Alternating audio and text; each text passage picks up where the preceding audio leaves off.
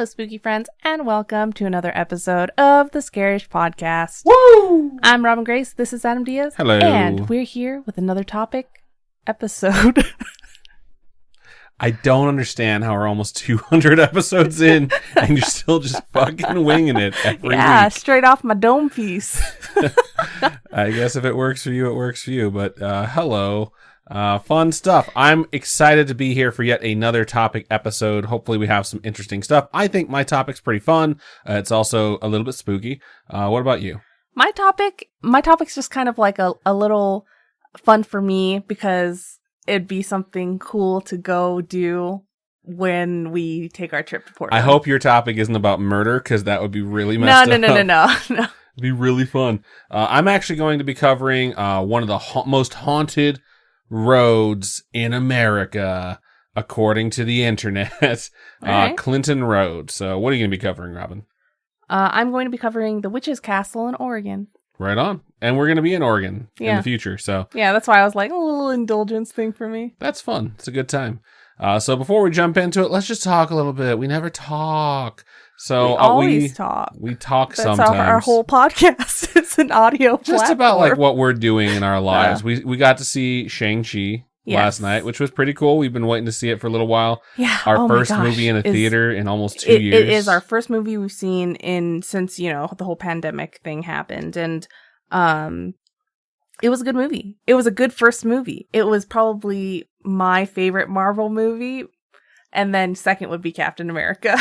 For me, Captain America Winter Soldier, probably going to stay at my number one for a very long time, but Shang-Chi is definitely in my Winter top five, maybe Soldier- top three. How is Winter Soldier your number one? How is it Like, not? First Avengers so good. First Avengers, when you go back and watch it, it's good, but it's not better than other, like, Endgame and Infinity War.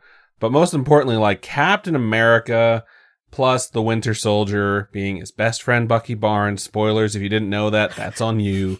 Like, that entire concept of a best friend having to stop the person that he has the biggest connection with, and he's so far removed from time. That movie is just done so well on so many levels. That movie was done so well. They just said, you know what? Let's just let these dudes take over the Avengers franchise, because they apparently know how to do fucking movies. And shocker, they're the guys who came in and did Infinity War and Endgame. And just knocked it out of the park. Was it the Russo brothers? It was the Russo brothers. Absolutely. And we also got to see Sam and Andrew this past weekend, which was great. The most shipped couple in Scaryish history, Yep, Sam and Andrew. They came out. Sam hung out with us, and Andrew did too. But it was kind of more like a work trip for Andrew because he was wrestling out here in Las Vegas. Yes, and it was very cool to watch. It was my first wrestling event ever, so I was actually like riveted. It was really good. It was really cool. It was really good. I didn't realize Best of the West wrestling in Las Vegas. Yeah, so. It's the first time I've ever seen anything, and I didn't realize it was so athletic. It's crazy. I used to watch a lot of live wrestling with one of my uncles. We used to go and see local shows, and I realized it's probably been like 30 years since I saw a show live because I used to go when I was a kid. I remember one of my things that we did when I used to go to my old elementary school, which is pre-7-year-old Adam, was see Yokozuna, the heavyweight champion of the WWF at the time, wrestle Bret the Hitman Hart in Valparaiso University. And Bret Hart lost, of course, because it wasn't a televised pay-per-view. So there was not going to be a title that changed hands that night. Okay. But it was pretty awesome. I've mentioned it a couple of times. So it was really awesome to have Sam and Andrew out here and to hang out with them. And it was a fun weekend. So we just had a good time. And then we got to top it off with I recorded the first episode, what would technically be episode 0 of the Wheel of Time show about the Wheel of Time show, which is the official name of the Wheel of Time reaction show that So I'm going to be doing officially in November. named it that. It is officially that. I've also bought the domain for it. So I think it's wheeloftimepodcast.com. I haven't built it yet. This is just me telling you because I'm super excited about it. But as a joke, we've sort of been referring to this Prepare your ear holes for twats of twats. We've been referring to it like because, my brother and me has Mabim Bam. And when you have titles that are very long, you take the abbreviation and see if you can turn a word into it. And I've just been calling it Twats of Twats. It's fun. Twats of twats. And just in case, I went and bought twatsofTwats.com as well. So I'm really excited. I thought episode 0 was really fun. Me and Garrett, who are going to be doing it together, just sat down and talked about what the Wheel of Time series means to us and why we're excited to do the show, why we're excited to have a Wheel of Time live action show. So expect that to hit in November. We're already recording some bonus content as well, which we're super excited for. That is going to be basically a little side mini podcast where we're going to do a D&D campaign set in the Wheel of Time universe. We've already started doing it. I'm DMing it. Garrett and Captain Fake Eye, member of our wonderful community, are going to be playing characters in it, and it's really freaking good so far. I'm just super happy with a lot of this new content we're putting out there, so stay tuned for more updates on that stuff, but it's in the works right now, and it'll be hitting around November, so good. For sure. Stuff. It's not like Scene Missing. Scene Missing is entirely dependent on Robin graduating, so this is different. We have to have this out day and date with the Wheel of Time actual show, so it's going to be good. But that said, this is Scaryish. You guys are here to get spooked. And I believe Robin is going to be the first spooker this episode. What the fuck? You're going to be one who spooks. Okay. So I will let you take it from here. All right. So this week we're going to head over to the Pacific Northwest in Portland, Oregon. I have actually been to Portland once in my lifetime, but I was like 10, maybe 13, something like that. I was real young. I feel like when you're really young, the difference between how you interpret a trip is so different if you're 10 and if you're 13. You know what I mean? Like, your maturity level is going up. I don't think between 10 and 13. I might have been. I was in middle school for sure. Okay. So I think when I was a freshman, I was 13. So it doesn't matter how old I was. All I know is I had no control over the trip. We were there for my really, really distant relative's wedding. I did nothing. I didn't even eat at any of the fine Portland eateries. I think all we did was eat like Vietnamese food the whole time, you know what I mean?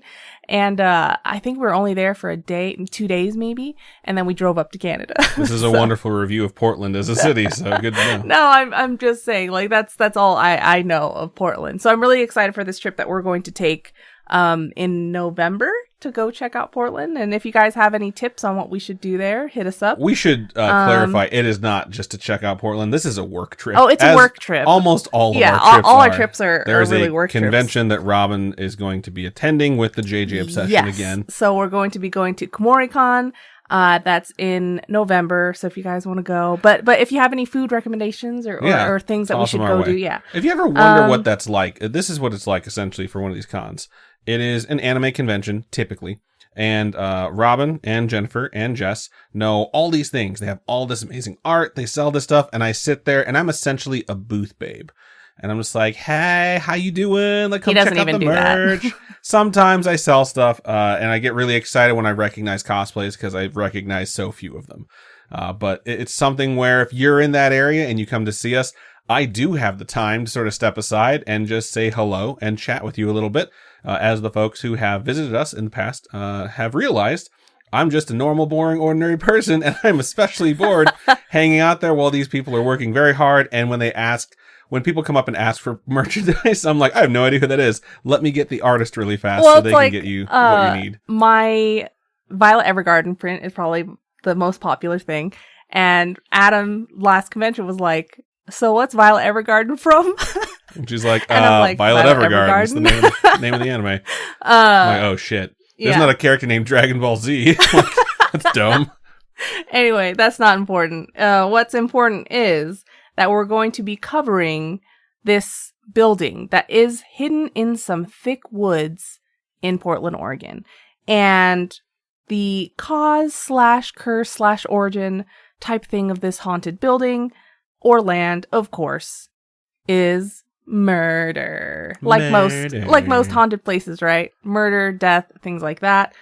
So let's get into the story of the Witch's Castle. And I say Witch's Castle, but it's officially known as Stone House. So if you go hiking up there to try and find this place, the signage says Stone House. That way you follow Stone House. And is this one of those things where it's associated with actual witches? Or is this one of those things where it's associated with like bad, scary things, and because people that are fairly ignorant decide to nickname things stuff like Witch's Castle? Just listen to the topic. I'm asking on behalf of listeners who might have that question, so let's all just wait together and see what Robin tells us. All right, so the history of the land that this structure sits on dates back to the 1850s when Portland was starting to get developed. And The plot was originally purchased by a Danforth Balk, and the land was understandably completely wooded. Because, people are just starting to settle that area, right? So they have to start cutting down trees. They gotta deforest, right? Is that what the word is? I guess technically you're clearing the land so that you can build stuff. So before Danforth could build a structure on this land, it needed to be cleared. He hired an assistant to help him do that. This guy was named Mortimer Stump. Uh-oh. Which is That's a great name. one of the fakest names I've ever heard. Hello, I'm Mortimer Stump. Right? It's just, okay. Anyway, so this guy worked well with Danforth. They were a good team. Stump supposedly lived with Danforth and his wife as well as their 9 children. Not Stump and they didn't have a shared relationship. They didn't all have 9 children. Danforth and his wife, Mary Jane, had 9 children. And this guy just lived with them until this grown-ass man fell in love with Anna, Danforth's 15-year-old daughter. I was going to say, most likely a daughter, but how old? Okay, gross. So they fell in love. They asked, to get married, as couples do. And Danforth was strongly against this relationship. He was staunchly just like, no, this is not happening. So because he was so against it, Stump and Anna threatened to go and elope, to which Danforth threatened to murder. I was going to say, yeah, that's the next step in this, I believe. And wouldn't you know it, they went ahead and eloped in Vancouver in November of 1858. So Danforth, after this happens, becomes a depressed mess. He would sleep and drink for days on end. And then for some reason, this couple decides they have to come back for some supplies. It's probably winter. They don't have a lot. They decide to go back and get some stuff, right? But this just kind of confuses me because if you're so confident, enough so that you're like, we're going to go and elope. We're just going to go and get married, why shouldn't you have the means to support yourself? You're thinking as an adult at this I'm point, thinking Robin. as an adult. That's not how kids who think they're about to elope at 15 think. But he's a grown-ass man. They think all we need is each other. But Stump is a grown-ass man. He should be more responsible, especially if her father has threatened to murder him. That's true. Right? Isn't that commonplace with love, though? If the father of the bride isn't threatening to murder you, is it really love? No, I don't know. I don't think you should be threatened to be murdered, I definitely don't think you should be trying to marry someone who's 15 if you're a grown-ass person. In fact, let me just put this out there. If you're 15, you probably shouldn't be getting married. Just saying that. I remember... Hot take from Adam. When you were young, were you ever, so in love with someone that you're just like, but we can do anything together, you know what I mean? Maybe. I've never really been I've been more of a romantic of let me prove myself. Not, we can take on the world together. Here's a really good example of what I can give you, okay? Okay. So, I used to talk to this Love person. guru here. Yeah, not really. I used to talk to this person out here in Las Vegas who was significantly younger than me. This is before I met you, actually. And she was all about wanting to find this epic romance. And she literally used the phrase to me, I want a love that can burn worlds. And the funniest part about this is that, no way. I swear to God, the funniest part about it is she was also the type of person who would meet someone, think instantly she's in love. Every person she ever met. And on top of that, they would go to the strip, get fucking hammered, and just make asses of themselves all the time. So if it was a movie, it would be this montage of you going bar to bar, walking down the strip. All these songs are playing in the background. You're dancing in clubs in slow motion and shit. And you think you're having this epic whirlwind romance, I think that's the 15-year-old mindset of we can do anything together. Whereas if you were to cut to that same scene, but it was just shown from the real perspective, it would just show you on security cameras wandering around stumbling around people that are trying to get away from you and we own the night. And everyone's like, yeah, whatever, get the fuck away from me. That is my idea when I hear Jesus fuck. when I hear stuff like that, where it's like we can do anything together. I want to love that'll burn worlds. I just know when I was younger, when I was in high school, I was like, I'm going to be with this person forever. And when you're young, that's what you hope. You have more hope, and then you become an adult, and the world crushes your hope. It's not the world that crushes your hope. It's the people that you put your faith in that are just not the person you wanted them to be. And it's the idea of falling in love with an idea rather than the person, Mm-hmm. And when you allow yourself to romanticize that idea of, we can do anything. I want a love that burns worlds. This show you see that in every single person. And I'm sure this 15-year-old girl saw it. And this creepy old dude who she eloped with in Vancouver. So tell me what happens next. Okay, I was going to say, this show's This is not about relationships. Okay. So, they go back for supplies. And Danforth is a complete mess. So he confronts the couple. And he's pissed. He's filled with anger and rage. And he shoots Stump in the stomach/face. I say stomach/face. Because not exactly sure which part. Because some sources say it was in the face. Some sources say he was like center body mass type shot. Was it like a shotgun he shot him with? Because if it was like a buckshot, maybe it was like center mass, but like his face also got fucked up. Okay. It's not that detailed. But it's just like in this moment, he just shoots this guy, right? And I'm sure he's been thinking about it for a while. Does that hold up in court? Your Honor, I told him I was going to do it. He's been thinking it's at that point, then it's premeditated. I was going to say, yeah, that's what it winds up being. So he's been thinking about it for a while. He threatened him that he was going to do it. This guy must have had just the biggest confidence that nothing was ever going to happen to him. And he married this 15-year-old kid, came back. It's just a lot of bad decisions, right? So either way, it doesn't matter where he got shot, he dies. And it's murder. So he, of course, gets arrested for murder. While he's waiting for trial, he actually breaks out of his cell at some point and attempts to hide out in the woods, but is caught by authorities after 6 months of hiding out there. 6 months? Holy shit. That's like, that guy would win a loan. He would have $500,000 to pay for his legal fees. He was eventually sentenced to death for the murder of Mortimer Stump, and he was publicly hanged on October 17th, 1859. It was the first recorded legal execution of for the state of Oregon, which is nuts. The first execution ever. That's Oregon, yeah. That's a pretty big thing to happen, right? Following this murder, the land exchanged hands over the years. Despite this, the property never really became too much of anything else. Apparently, the city of Portland took over ownership in 1897.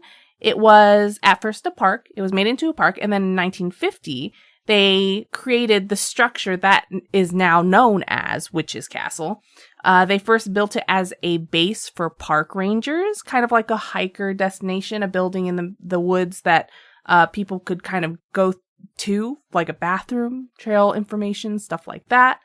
In the 1960s, the building got damaged by a storm, and the damage was so severe, it was severe enough that it just wasn't cost efficient for the city to go in and fix it up. So if you go there now, there's no roof on it at all. It's pretty abandoned. So it got abandoned. It's been covered in graffiti over time. Sometimes if you go up there, there won't be any graffiti, but people will obviously go back and mess it up again. Yeah. The woods are definitely creeping back in on the property. Nature's kind of taking over again. All the rocks are covered in moss type thing. And we are the virus. Now I'm sure you're all like, what's creepy about this? One murder, those are baby stats. Gotta pump those numbers up, right? Those are rookie numbers. Pump them up. Well, let's get into the haunting part of it, right? It's said that this property is the site of some strange activity. The usual suspects, so the ghosts of the Balk family and Mortimer Stump, it's said that they're still kind of battling it out there. Their spirits are. Their ghosts are said to have been seen floating through the structure. which makes sense to me because they obviously would go through walls because when they were alive, there weren't walls there to go through. Oh, is that obvious? Yeah, I mean, yeah. Then there's the occasional report of just dark shadows and apparitions type thing, which to me, dark shadows are much scarier, but I've never seen like a ghost, right? To me, Dark Shadows is a television show, which was eventually turned into a movie with Johnny Depp, which wasn't as good. I love Johnny Depp. Have you seen Dark Shadows? Yeah. You're a liar. I have. It's cute. Mm. It's not a serious movie whatsoever. Just like, I really enjoyed the show, but I was a kid at the time. I've never seen the show. Okay. That's probably why. I think there's been a lot of iterations of Dark Shadows. I'll let you keep going. Okay. So, I mean, I've never seen a ghost or even a dark shadow spirit thing, but I imagine You freaked the fuck out when Jess was talking about her dark shadow. I know, because, she had a blanket wrapped around her and she basically turned into like a cocoon. She was like, oh my God. Because imagine the idea that you see a shadow walking across. All you see is something walking across a light source, right? And there should be nothing passing that light source. That's fucking terrifying. Just the idea that you don't know what's there, you know? And when it comes to dark shadows and things like that, I always find that to be much more ominous, like demonic, than having seen. And like if I saw an apparition of like a Civil War ghost, you know, it's a Civil War ghost. But if you saw a dark shadow, it's like, it's a fucking demon. You know what I mean? It's way scarier. Seems pretty judgmental. Maybe, but I've never seen either. There's like a dark shadow in our hallway listening to us record through the door. Don't even. And it just got all sad, like, wah, wah. Because I have to go out there by myself after this. So let's not talk about possibilities like that, okay? Got it. Anyway, there have been reports of someone having seen a man dressed in 19th century garb going around and hooting like an owl. It's said that this man, he is going around, looking around, asking for Anna.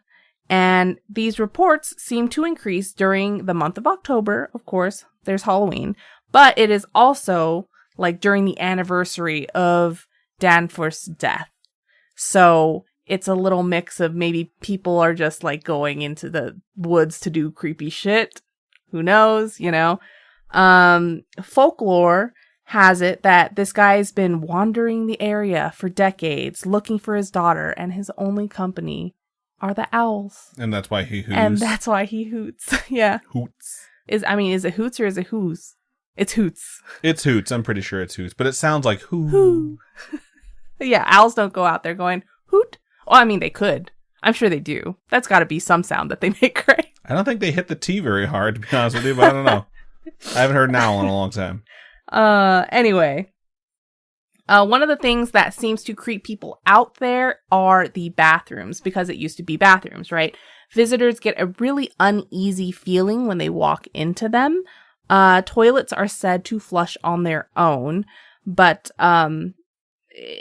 toilets these days flush on their own. That's just what they do. But for a structure that was left abandoned in the 1960s, I don't think they would have had that tech at the time, especially for bathrooms that were left in the woods, you know. If you have some sort of a running toilet with the tank in the back, once it gets to the certain spot where it's just going to trigger a flush. Does it just do it? That could do it also. Really? Yeah. Interesting. And there's a lot of things that can make a toilet flush on its own that aren't ghosts. Okay. I don't know about plumbing at all, so. I mean, this isn't like plumbing. This is just sort of like Toilet 101. Oh, okay. If you've ever had to mess around, like jiggle a stupid ball in the back on the goddamn chain when it's not working right, then if there's just something wrong with the tank filling the level, it could accidentally like get to the point where it should turn off filling the tank, but it pulls up the plunger instead and flushes, and then it resets itself. Just shooting from the hip here, okay? Okay, thank you. Let me give you a fun little side knowledge nugget here. Did you know that a man named Thomas Crapper invented the U-bend for toilets in 1880? I did not, and now that makes total sense. Okay, so he invented the Crapper Company. Okay, really? He didn't invent. He established the Crapper Company, which is probably another reason why toilets were called crappers. And that's where crap came from, too. Yeah, right! Yes! Did you know that if you get a hose around the U-bend of a toilet. It's an endless my breathing God. supply, just in case you're in a room that fills up with water. We watch way too much Kingsman. We've seen that movie a lot. Yeah. But I was trying to look up who invented like the automatic flushing toilet. But I came across this fucking... His name was Schitzman, I'm pretty sure. No, Thomas Crapper, dude. He's real. Johnny Schitzman invented the automatic flushing toilet, so... God, I hate you. But for real, dude. I was just like, wow, today I learned. Nice. Carry forth that knowledge nugget, folks. You'll enjoy having that little bit of trivia to tell someone in the future. It's funny. Okay. Yeah, because they used to have S-bends, and then this guy invented the U-bend, improving the toilet system, plumbing system. Anyway, people also report feeling lonely in the area. So they feel like they're homesick while they're walking around the area. And then on the other end of that spectrum, some visitors sense that there's some type of passageway nearby. They get the feeling that there's some type of passage that if they found this passage and stepped through it, they would be heading home. And to me, when I read that, I was like, that sounds like a fairy circle type thing, or like from Outlander, that doesn't sound like you're heading home. It sounds like you're being lured. Yes, right? And it's not your home. It's wherever these spirits want to take you, right? You're going to get spirited away.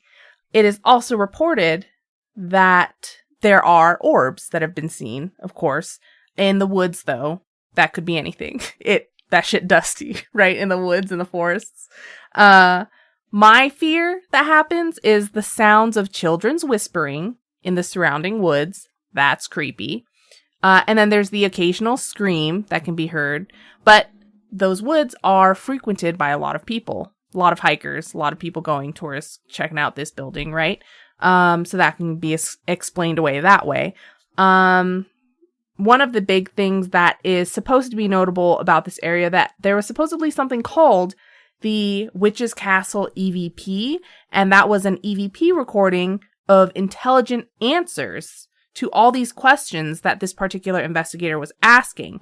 I could not find this EVP, and I was looking for it, and one of the articles I read was just like, oh, Google Witch's Castle EVP, and I used Bing and I used Google, and I could not find this specific I was going to thing. ask if you actually use Google, because Robin tends to use Bing as her primary search. You can get points and buy Xbox Live. Which is absolute insanity, because Bing sucks compared to Google. Yeah, but Xbox Live for free? Hell yeah.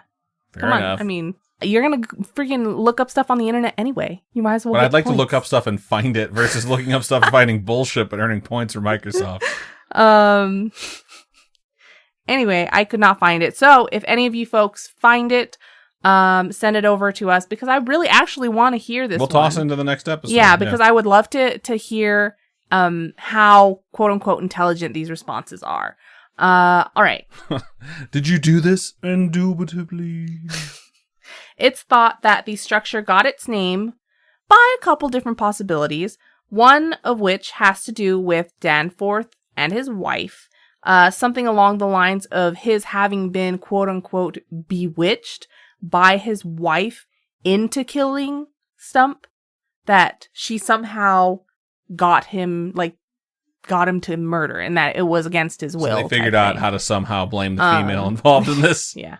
That being said, there is no record of his wife ever having practiced any type of witchcraft or any of that type of thing, or her having any ill will towards Stump in general. Mary Jane, his wife, she lived there in their little cabin on that property for a time after her husband was hanged. She lived there until she herself passed away. And then after her death, the land was divided among all their children. The other origin legend is that it's not based on any legend at all, and that after the structure was constructed and subsequently abandoned, kids that went to party there on the weekends in the woods kind of gave it this name. And perhaps it is based, this name that they gave the building was based on the Danforth legend. Or maybe it's just some Blair Witch type thing, kids going out into the woods and they're just like, tossing oh, out Witch's a creepy Castle, nickname. you know what I mean? Yeah. It's also possible that it stemmed from some point in the satanic panic of the 80s, because the building did get abandoned in the 60s, right? So it kind of went through all that stuff. The structure isn't even where the family used to live.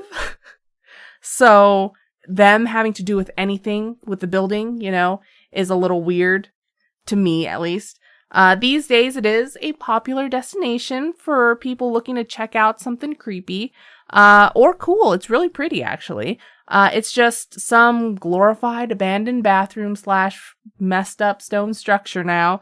It certainly doesn't stop those from performing seances and rituals, or, just kids partying in the woods.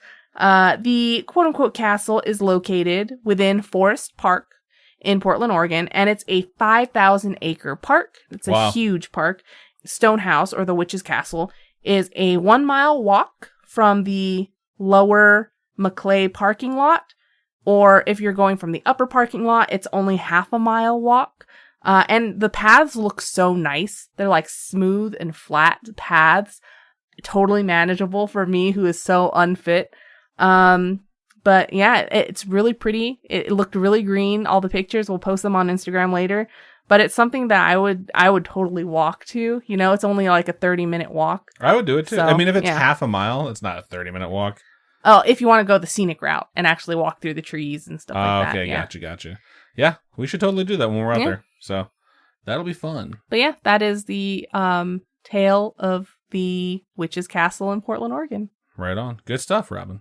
So hopefully in the future, we'll take a little walk in the woods and see if we can check this out ourselves. Yeah. But you'll have to wait for November for that. That said, before we move into my topic, and there's going to be some overlap between our topics when it comes to like the theme, which will be fun to do. Before we move into that, we're going to take a quick commercial break. And we are back. So this week I had the idea that I wanted to cover something that was labeled the most haunted something or other in the country. Okay. And it's kind of funny because if you decide that you want to do this, I highly encourage it. Just Google most haunted and then put in a noun. And it doesn't matter what the noun is. If it's a place, you're most likely going to find a bunch of stuff. If it's just a thing or a person, you might actually find stuff too. So I did like most haunted pizza place. Tons of suggestions. I got Portland, I got Louisville, I got Chicago. I did most haunted nail salon. Shut up. Got California, Arizona, one from Crown Point, Indiana, right next to where I grew up, where a bunch of my friends lived. Wow. It's crazy shit, right? I did most haunted high school. That list is so long. There's some from Texas, some from Alaska, some from Missouri. So I did most haunted road because I already had a road I was thinking of and I couldn't remember the name of it. Turns out there's a ton of most haunted roads. Couldn't find the one that I was thinking of, but there is one I wound up seeing very often on a bunch of different lists. And after a little digging, I noticed several sites were listing an event I've covered in the past as being attached to this road. Really? So I decided this is the one I'm going to cover. So, dear listener, I present to you Clinton Road, or as it's known to a bunch of different websites online, the most haunted road in America. Is it really? According to a bunch of bullshit websites. Okay. So, one thing that surprised me when researching this is that this road isn't just known for accidents that occur on it. I've covered a road in the past for sure. I remember covering one. I don't remember the name of it. We've actually covered at least 2 like roadways that have curses on them. Mm-hmm. And they usually talk about how frequent accidents happen and then the ghosts that are a result of those accidents. And then I saw this one and I realized there's a ton of history to it that's not involving accidents. And I got really intrigued. And then I thought, well, since there's so much about this road, it's got to be some really long road in the middle of nowhere, you know? Mm-hmm. Where like in one place it has one legend, in a different town it has a different legend. And then I looked it up on Google Maps. It's only 9.3 miles long. It is not very long at all. If you're into kilometers or kilometers or however you say that, it's 15.0 on the dot. The metric system is your jam. There you go. That one's for you, Sam. 9 miles is pretty far, though. For a fucking road that has this much history, it should be like Route 66. That's a long road. This one is only 9.3 miles, which is not very far at all. If there's a bunch of roads near you that you know are at least 10 miles, it doesn't make this road very special. And that's the case for most people sitting right now, knowing there's a road right next to you that's at least that long. And with a lot of these legends that are attached to it, some are like myth and some are real world, no bullshit tragedy. So the road itself crosses over an area that was originally a settlement named Clinton, which is where it gets its name from. It runs next to multiple bodies of water, nothing too huge, one of which is known as the Clinton Reservoir, and then there's like a little stream that comes off of it known as Clinton Brook. So like a brook is a body of water that's like a small river. If you don't know that, now you know. Little knowledge nug for you. This is where we're all learning. This is where the connection to my previous topic comes in. And after doing some research, it's not an actual connection. It's just people being dumb. Several websites online and a couple of videos that have been circulating through social media discuss something that I'm about to cover right now, which is Ghost Boy Bridge. Ghost Boy Bridge is the bridge that crosses over the Clinton Brook on the southern side of the Clinton Reservoir if you're on Clinton Road. All right? There's a curve in the road. It's not a very big one, just to the south side before you get to this bridge, and it's known as Dead Man's Curve. There are a lot of places that have spots that are called Dead Man's Curve. Yep. So I think there are two back home where I grew up where people would refer to them as Dead Man's Curve, and they're actually very different in nature. So one of them was a road that you were turning on, and it wasn't like a very sharp turn. You just couldn't see anything of the road before the turn, you know? You're basically turning into unknown. But if you just had the faith to follow the road, you'd be okay. You know, so you usually slow down when you see a turn like that because you're like, I don't know what's about to happen. I don't know what's going to be in the road. Spoilers, okay? All I can hear is into the unknown. I hate you so much. The other type of Dead Man's Curve that I grew up around was a turn that was very abrupt and very sharp. So like a 90-degree turn or like a 180-degree turn, which is almost a full U-turn. That would just take you in a very different direction that if you were driving on the road at the speed you were previously at, and all of a sudden you see a sign that's like, reduce speed, you know, and it's like half the speed or less. Like if you're in a 55 and all of a sudden it's like turn 25 miles an hour and you don't slow down, like you are going to wreck. Like you're going to slide off the road. If you're in a top-heavy car, you're going to roll.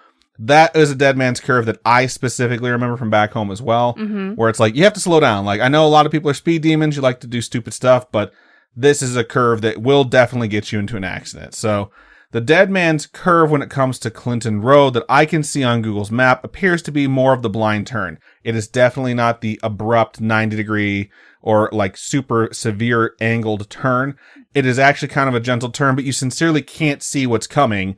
You just make the turn and you keep going. And it doesn't look like there's any sort of reduced speed for this because it's not a severe bend. You know, it's not going to cause anything. You just can't see anything. So you have to have faith. There's nothing in the road because if there is, you always got to have faith. You're probably going to hit it. I hate you. I turned on George Michael's Faith the other day and she's like, oh, what song is this? I'm like, this is Faith. You gotta have faith. Oh, I wasn't even referencing that song. I hate you so much. I just meant like everyone should have some faith in their life. Oh, okay, good. You're just delivering a message with really catchy pop song lyrics. So, there are a few legends regarding Ghost Boy Bridge. The most obvious is that this small section of road is haunted by a young boy, and they state that he supposedly died at the site where the bridge goes over the brook.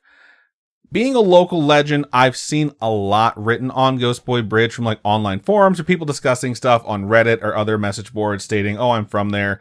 And some folks state that it's not actually someone who got hit on the road. He was swimming in the reservoir area and he wound up drowning under the bridge. Oof. And that's why he haunts the bridge. So I saw that a few places, but the story I saw repeated the most often is that it was a boy who was walking home and he was crossing the bridge. Someone came around, didn't see him, and struck him, and he died. And that is why he haunts this bridge. So there is two kind of conflicting stories when it comes to this, which is interesting because one of them plays into this paranormal behavior that people like to go investigate. And that is that if you believe that he drowned, one of those follow-up legends states that if you go to the bridge you'll see him in the water. And you look over the edge, you'll see his face in the water, which is fucking crazy because the other thing states that if you're sitting on the ledge or if you're peeking over, the boy, he'll push you over into the water.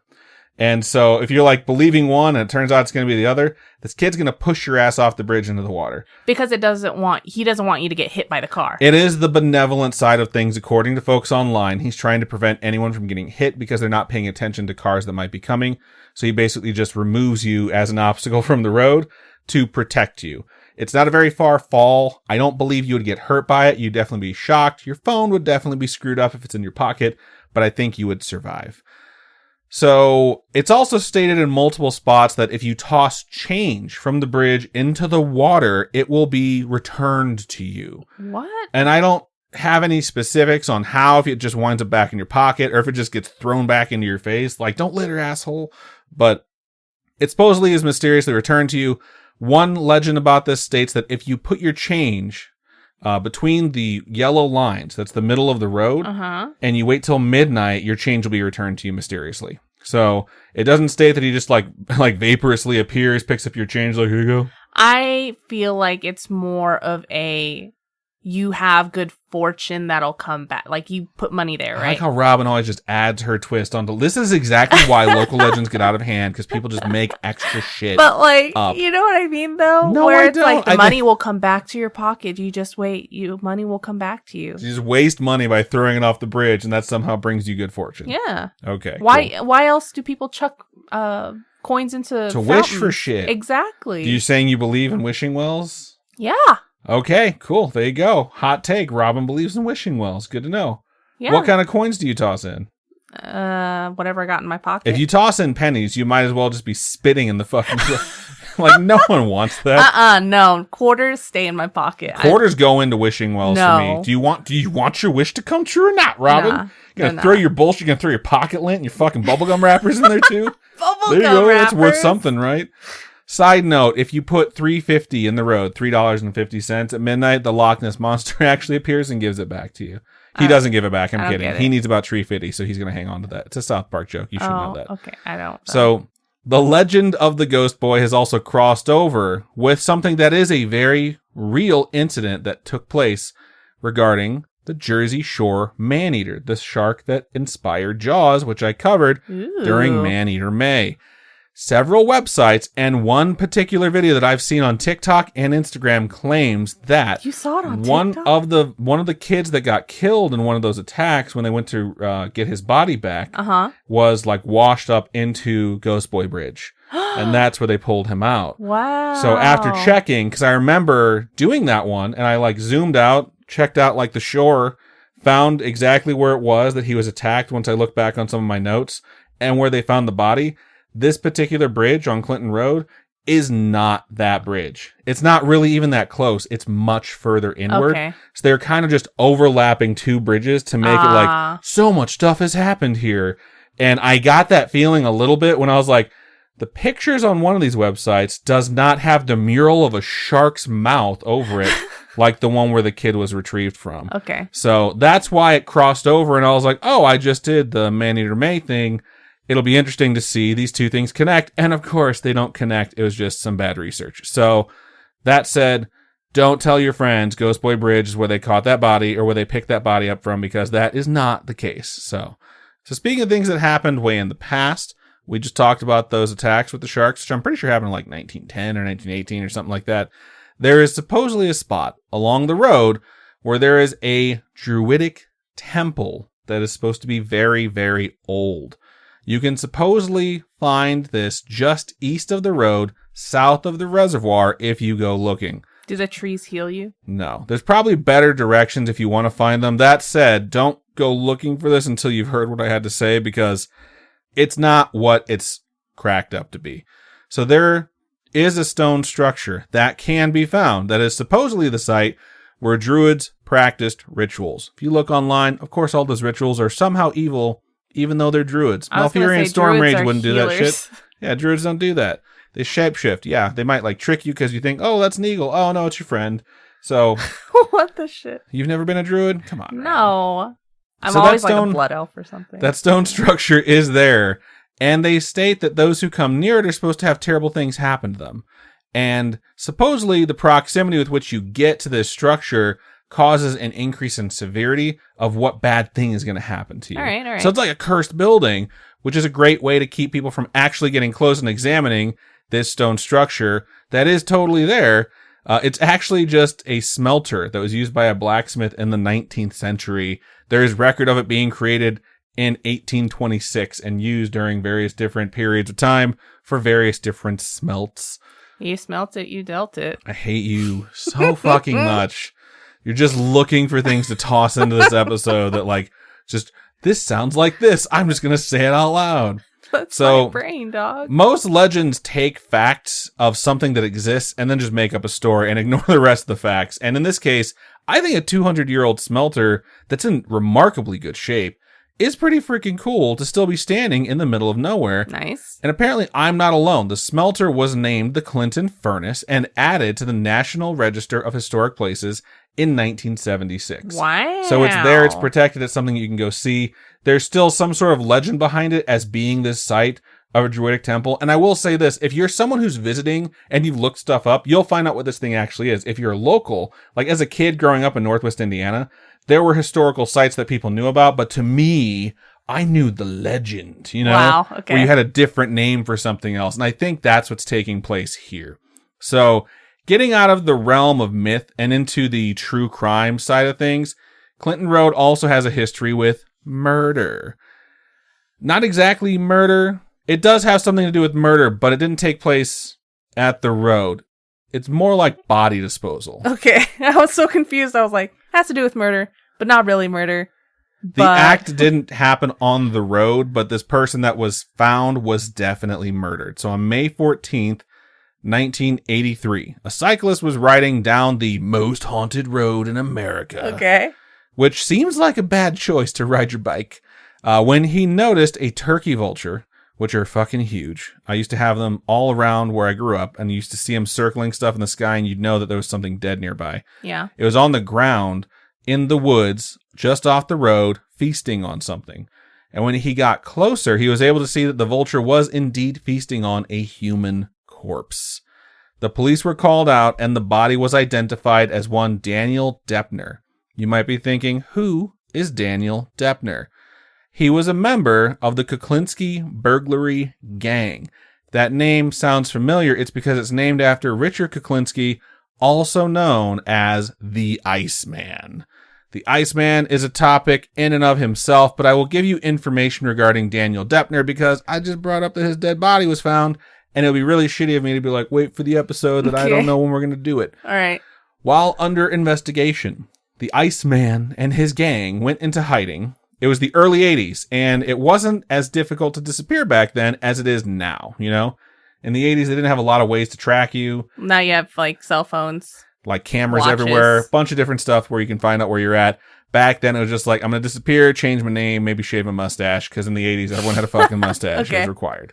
So, this guy and his gang are hiding out. Depner switched locations multiple times, each time with the assistance of the Iceman. They also did some shady stuff while in hiding to other members of the gang that I'll cover when I cover the Iceman. That said, sometime between February and May of 1983, the Iceman decided it was easier to evade authorities with less folks out there that he knew, that knew him, that were also at risk of being picked up and possibly testifying against him. When that revelation hit him, the obvious thing to do was get rid of his gang. Gotcha. So he dosed Depner with cyanide, most likely mixed in with beans because it was found in his stomach, still not digested. The beans were actually burnt, and he ate them, which led them to believe that it was a home-cooked meal because a restaurant would not serve you burnt beans. They just remake the beans. Sounds like, but if they're burnt, right, wouldn't it be, like, forced to eat it? Not necessarily if you're hiding out in the middle of fucking nowhere. Okay, that's you don't true, have a lot that's of food. And plus, he did this to other people. He dosed them with cyanide and food. And then once they were incapacitated in some way, he would do this thing called strangle, and he would strangle them to death. Okay. Afterwards, the Iceman dumped Depner's body 3 miles away from his own ranch. That is way too close. Just so happens to be right next to Clinton Road. The Iceman was eventually charged and convicted of this and many, many other murders, but we'll save that for his particular topics. This body was found right next to Clinton Road, adding to the legend of Clinton Road. 3 miles away from your own ranch. It's just dumb, right? Dumb. He had a lot of places, though. Like, this was his family ranch that he wouldn't go to all the time. But he apparently went there and was like, I'm just going to dump him in the woods. So maybe it was dark and he didn't know how close he was to the road or something like that. That makes sense. Yeah. But that said, let's stick with Clinton Road here. There are more legends to this haunted roadway of apparitions than just Ghost Boy. Floating lights that are mistaken as headlights are seen at night that are attached to no particular source. Nice. This reminds me a lot of Moody Road, where I'm from, or Moody Light, as they like to call it. There are also phantom vehicles that are seen on the road. These stories really creep me out because I was finding a lot of these. They're not confirmed. They're on Reddit. They're on other like forums like that. But people were talking about a pickup basically being seen in the rearview mirror. The lights turn on their brights. They get super close. There's several people who state that they were hit by this vehicle. They all state that at some point they were run off the road.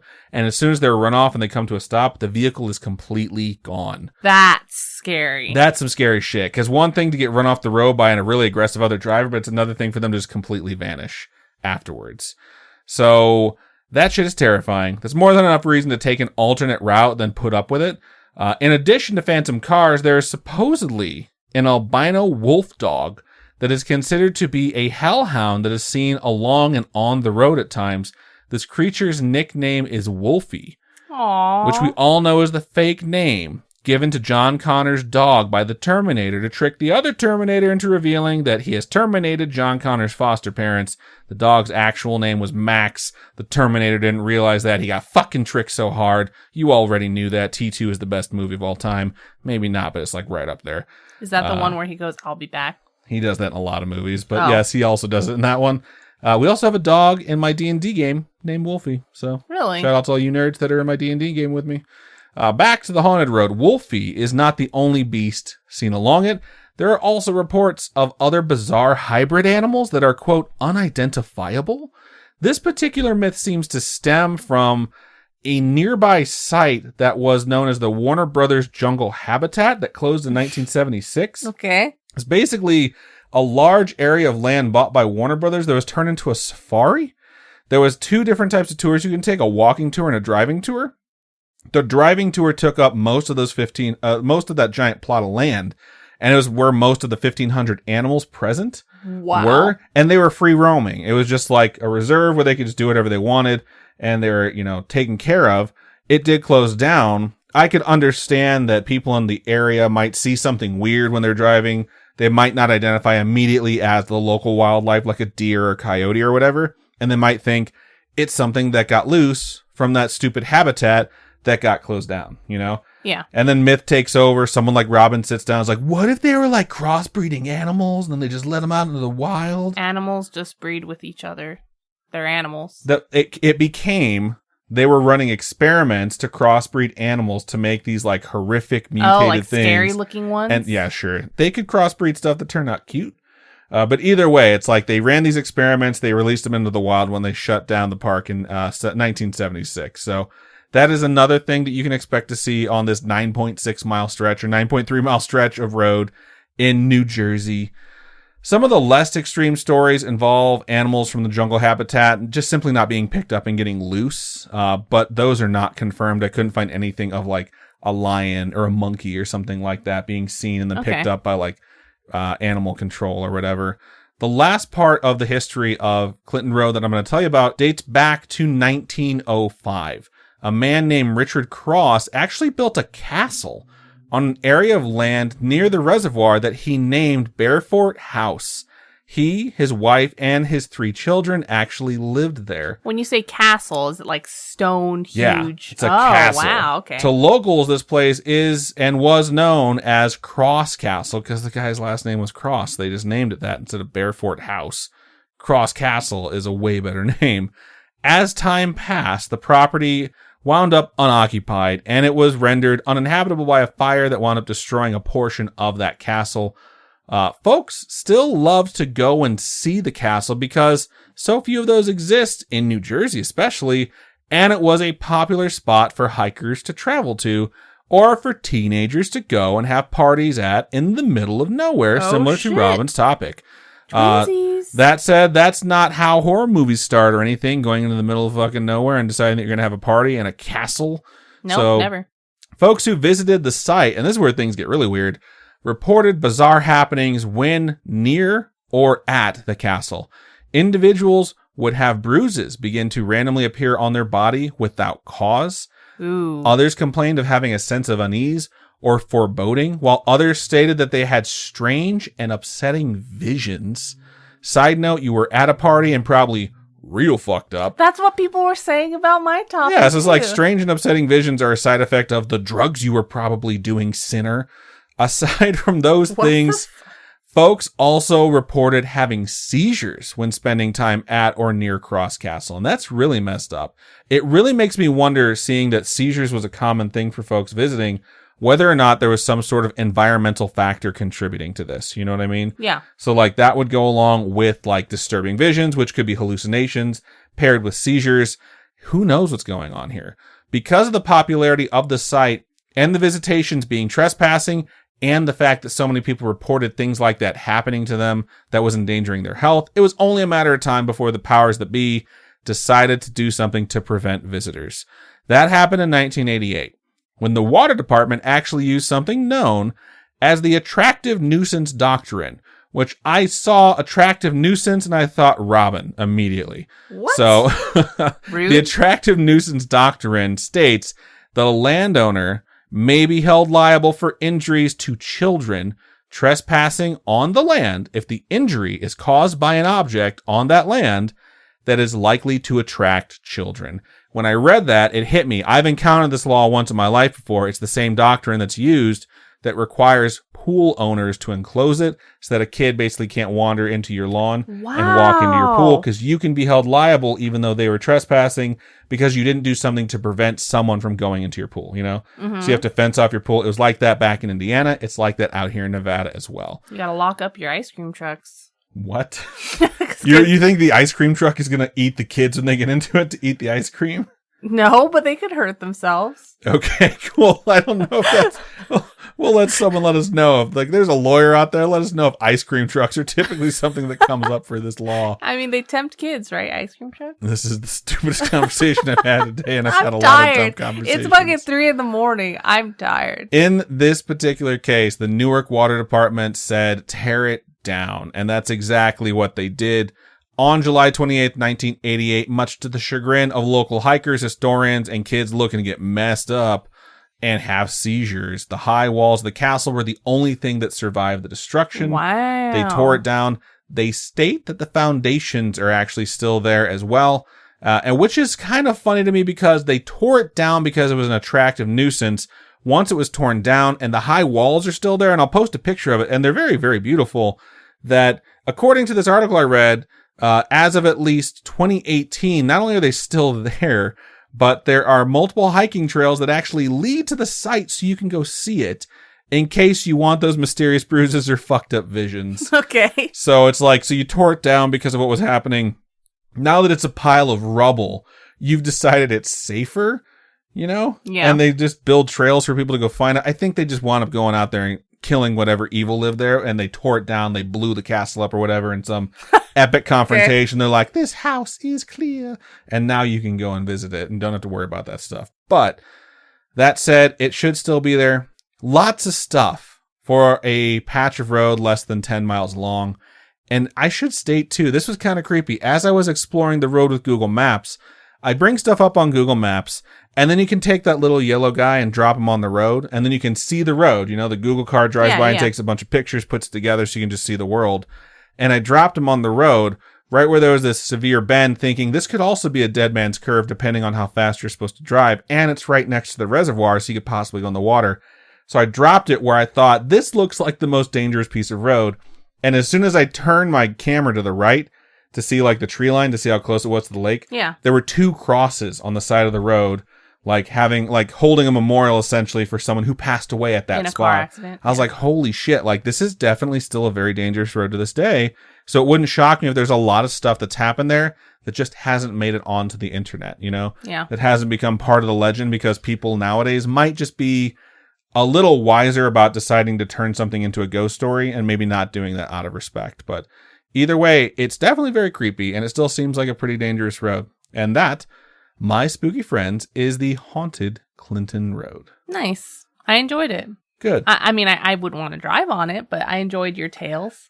Good. I'm glad. I would say if there's an alternate route you can take the alternate route, because there's no point in risking it. Just saying. So, you got to risk it for the biscuit, though. I hate you so much. Just another catchphrase Robin can toss out there, everyone. Is there Take a shot every time Robin says a catchphrase that doesn't connect to the plot of the show. Nothing ever connects to the plot of the show. The show is like the Family Guy of true crime shows. Just random jokes tossed in that make no fucking sense whatsoever. Hey, I also gave you guys a fun knowledge nugget about your knowledge crappers. nugget was very fun. So, all right. right. Good stuff. We hope you enjoyed that. If you have a story you would like to send us, doesn't necessarily have to be about our topics. It could be about something that happened to you that's spiritual, paranormal, true crime, coincidental. Feel free to reach out to us. You can email storytime@scaryish.com. You can also go to our website, scaryish.com, click on contact us, fill out that form. It comes directly to us, or hit us up on any of our social medias. Facebook is facebook.com/scaryish podcast. Twitter is @scariyishpod, and Instagram is @scariyishpodcast. Robin, for folks who would like to donate to us, how can they do so? You can go to patreon.com/scariyishpodcast. Those are monthly donations. Tiers start at $1. I will be mailing out some stickers here soon to all our Badge of Honor patrons and above. And if you're not into the monthly subscription type thing, you can also go to ko-fi.com/scariyishpodcast, and those are one-time donations. All your donations go to helping us upgrade our studio setup, kind of pay for background fees like website hosting, podcast hosting, all that fun stuff. And it really helps us keep this show going. Indeed it does. So thank you so much to everyone who supports us, listens to us, and we really appreciate you. We would not be here without you. So very much thank you from the bottom of our hearts. We very much thank you from the bottom of our hearts. You folks are all awesome. And I think that's just about everything we have for this episode. So keep on creeping on, and we'll talk to you guys later. Bye-bye.